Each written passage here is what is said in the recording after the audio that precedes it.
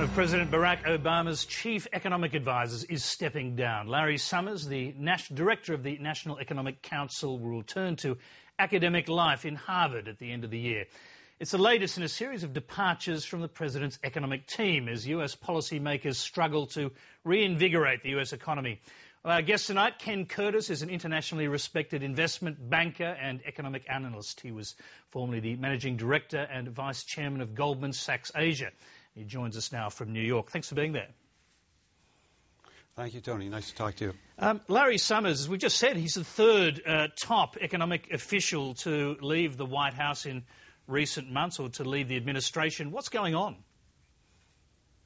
Well, I think in the case of Summers, the job he has was 24/7, 365 days a year. Basically, his job was to run herd over effectively 2 million bureaucrats who are carrying out the president's economic policy. So I think it's a job where from day one you start to exhaust your capital, and after 2 years I think it's pretty normal that in that position people leave. Bob Rubin left after 2 years, Lindsay left Bush after 2 years, so I think that's what's going on. More generally, I think the economic team has been through one heck of a war in the last 2 years.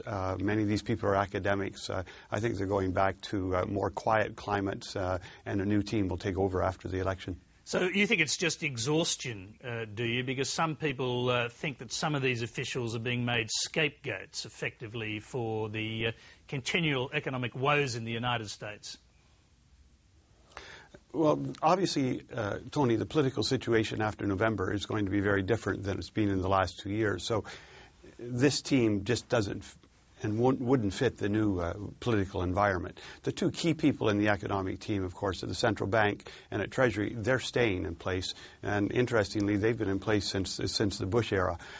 So I wouldn't read too much into this, other than the big people are exhausted, big political change, and we'll need a new face for a new situation. Yes, in November, what you're referring to is the congressional midterm elections, and the Republicans are calling this a referendum on economic management. It seems the Democrats are going to take a shellacking in Congress. So what would the Republicans have done differently, though, in terms of economic management? What are we going to see from them when they inevitably run Congress?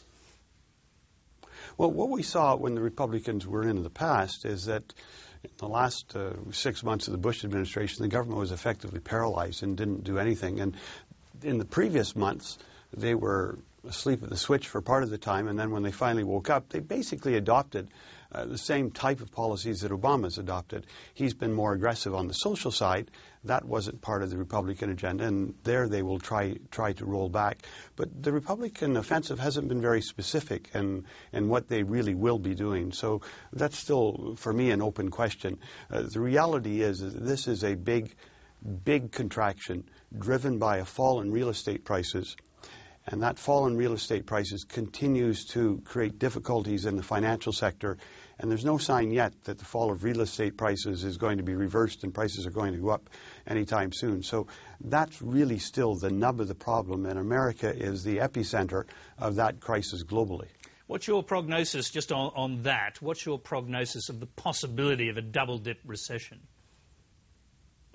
Well, I don't know about a double-dip recession, Tony, but it's normal that we will have periods of expansion and periods of recession. We're in a very slow expansion at the moment, and normally these things last 3 or 4 years. So even if we don't have a double dip, the next downturn will come in 2012, 2013. And let's think of the context for the next downturn. Central bank can't reduce interest rates here or in Europe or in Japan. There's no money left for government, so there's no fiscal margin maneuver. So the next downturn is actually going to be pretty rough. It's going to start with very high levels of unemployment. It's going to start with high levels of lack of confidence in the consumer sector. So whenever the next downturn comes, it's going to be a very rough one. And in a sense, the days are now counted as we move to that inevitable downturn. Then if there's a policy accident in the meantime, of course, that downturn would come a lot sooner. So the way I look at it is one just where people are going to continue to be extremely cautious, upset, angry at politicians, unemployment stay high. So in the developed economies, particularly the U.S. and Europe and Japan, I see the scenario as pretty much for the next few years what we've seen in the last year. The real growth story, of course, in the world is the accelerated shift that this crisis has triggered, the accelerated shift in growth of global growth to Asia.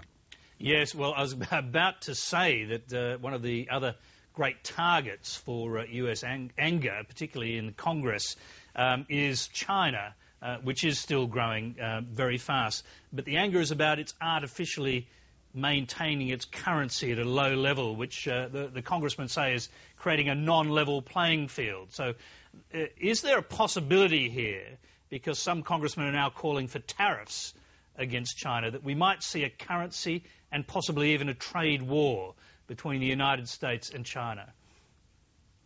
Tony, in great crises periods like we're in now, we typically see lots of trade tensions, anti-immigrant sentiment building, and this thing's playing out pretty much to script, right? We see the anti-immigration movements in a number of countries, and trade frictions are everywhere are going higher. It's inevitable, I think, that there will be more intensity. The real issue is, will... Okay, well, we've lost Ken Curtis there, I'm sorry to say, and I doubt we're going to get him back at this time of the evening.